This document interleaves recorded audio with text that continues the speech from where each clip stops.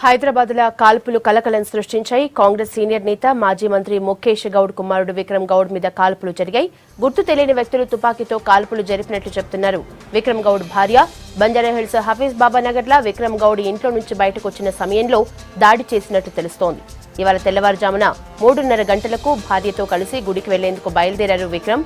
ముందుగా ఆయన ఇంటిపై నుంచి కిందకు దిగిన సమయంలో ఫైరింగ్ సౌండ్స్ వినిపించాయని, కిందకొచ్చి చూసేసరికి ఆయన కింద పడి ఉన్నారని చెబుతున్నారు విక్రమ్ భార్య. వెంటనే కారులో ఆసుపత్రికి తీసుకొచ్చారు. ఒక బుల్లెట్ కుడి చేతిలోంచి, మరో బుల్లెట్ ఎడమ చేతి నుంచి పొట్టలోకి దూసుకువెళ్లినట్టు చెబుతున్నారు పోలీసులు. ప్రస్తుతం విక్రమ్ ఆరోగ్యం నిలకడగా ఉందని, ఆయన అవుట్ ఆఫ్ డేంజర్ అని చెప్పారు డీసీపీ వెంకటేశ్వరరావు. విక్రమ్ గౌడ్ భార్య ఇచ్చిన ఫిర్యాదుతో కేసు దర్యాప్తు మొదలుపెట్టారు పోలీసులు.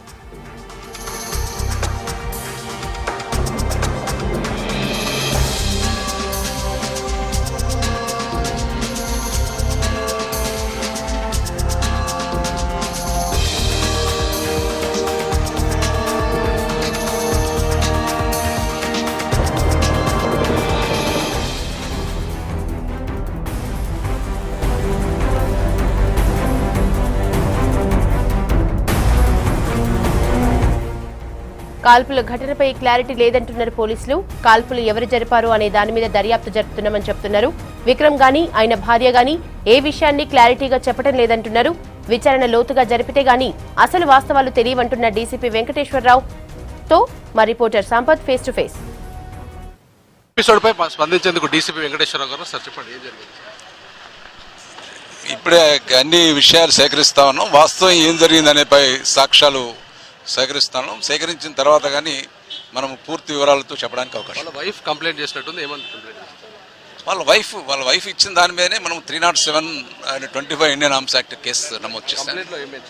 అది సౌండ్ వచ్చింది, నేను అక్కడికి వెళ్ళాను. సౌండ్ రాగానే మా హస్బెండ్ ఎవరు కాల్చారు అని అంటే దానిపై ఆమె చెప్పడం మేరకు మనం కేసు నమోదు చేస్తాం. సెక్యూరిటీ వాళ్ళ స్టేట్మెంట్ సెక్యూరిటీ వాళ్ళు కూడా సెక్యూరిటీ అక్కడ ఉన్న వాళ్ళ డ్రైవర్ది వాళ్ళని కూడా అడిగితే రాత్రి ఒకడే వచ్చాడు. అరౌండ్ 2 ప్రాంతాన అతడు ఇంటికి వచ్చాడు. వచ్చినప్పుడు మాత్రం ఒకడే వచ్చాడు. 3 o'clock వాళ్ళు ఏదో పూజకు వెళ్దామని భార్యాభర్తలు తయారై వెళ్ళే సందర్భంలో అతడు కిందికి వచ్చాడు. ఆ ఫ్రంట్ రూమ్లో కూర్చున్న తర్వాత భార్య కూడా కిందికి వస్తూ ఉంది. వచ్చినప్పుడు ఏదో సౌండ్ శబ్దాలను వస్తే ఆమె ఇమీడియట్గా వచ్చి చూసింది. పిల్లెట్స్ని పరిశీలించారా? అది legal వెపనా illegal వెపనా?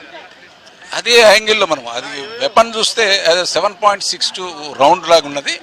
But maybe digital పాత కక్షలు కానీ ఏమైనా గొడవలు కానీ ఆ విషయాలే సేకరిస్తా ఉన్నాం.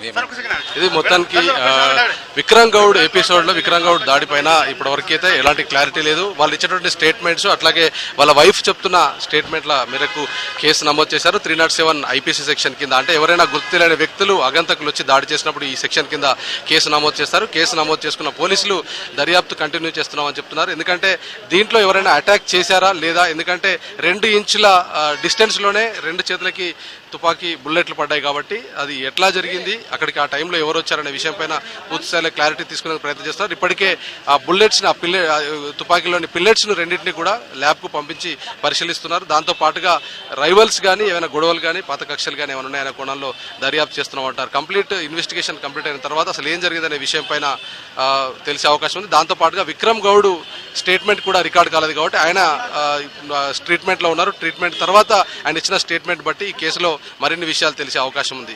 Over to you.